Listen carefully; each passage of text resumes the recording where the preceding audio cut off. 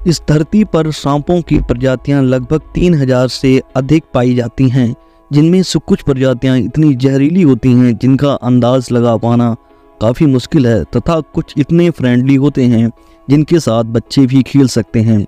इस वीडियो में मैं आपको कुछ ऐसे सांपों के बारे में बताऊंगा जो कि आपके होश उड़ा देंगे। आपने कल्पना भी नहीं की होगी कि इतने बड़े भी सांप हो सकते हैं।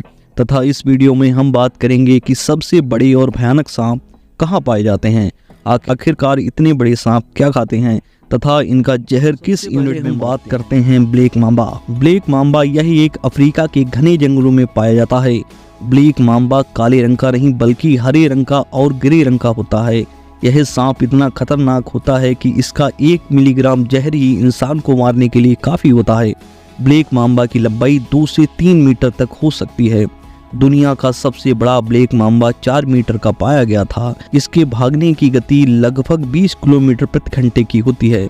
ब्लैक मांबा के काटने पर हर साल अफ्रीका में करीब 20,000 लोगों की मौत हो जाती है। यदि किसी इंसान को ब्लैक मांबा काटे जाने के बाद 10 से 15 मिनट के दौरान उपचार नहीं मिले तो उसका जीवित रहना मुश्किल है। अगर कोई इंसान बच भी जाए तो वह लकवे का शिकार हो जाता है।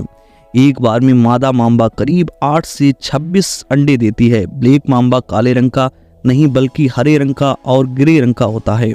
इसके मुंह के अंदर का हिस्सा बेहद काला होता है, बस इसी वजह से इसे ब्लैक मांबा कहते हैं। ब्लैक मांबा का जीवन काल आमतौर पर 11 से 15 वर्ष तक होता है।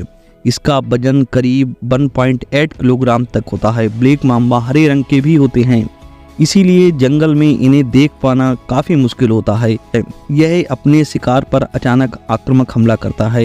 यही अपने शिकार पर अटैक करते समय 90 डिग्री पर खड़ा हो जाता है। इसका मुख्य भोजन चींटी, चूहा, दीमक आदि होते हैं। यह अपने आप को पेड़ों की शाखाओं में छिपा कर रखता है। ब्लैक मांबा की आंखों पर पलकें नहीं होती हैं। इसके जबड़े बहुत लचीले होते हैं। इसकी वजह से शिकार को निकलने में आसानी होती है। मांबा के जहर की मांग दुनिया भर में है क्योंकि इसके जहर में लोग एंटी वेनम बनाकर करोड़ों रुपए कमाते हैं। बताया जाता है कि सांप लोगों को बिना मतलब नहीं डसते, खतरा महसूस होने पर सेल्फ डिफेंस में डसते हैं। भारत में सांप की 226 प्रजातियां हैं। हमारी लिस्ट में नंबर 4 पर जो सांप आता है उसका नाम है Russell viper. Russell viper Bharat में बहुत आयात में पंजाब, कर्नाटक के मालाबार तट में, बंगाल के उत्तरी भाग में पाया जाता है। इसके साथ गंगा यमुना के बीच के एरिया उत्तर प्रदेश में भी दिखाई पड़ता है, परंतु उत्तर प्रदेश में सबसे ज़्यादा की बात की जाए तो सोनभद्र जिले में रसेल वाइपर सांप सबसे अधिक पाए जाते हैं।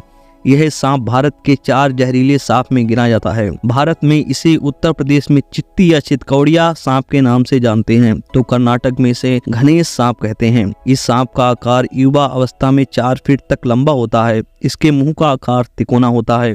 इसके सिर का भाग पतले गर्दन से जुड़ा होता है। इस सांप के शरीर का बीच का भाग करीब 2 से 3 इंच तक मोटा होता है। इस सांप के शरीर में नाव के आकार में धब्बे पाए जाते हैं जो हल्के भूरे रंग के होते हैं और गहरे बॉर्डर लाइन से अलग होते दिखते हैं। शरीर का रंग हल्का पीला या मिट्टी कलर का होता है। इस सांप में मुंह के ऊपरी तलवे में एक विष ग्रंथि होती है जो उसके 2 नुकीले दांत से जुड़ी होती है।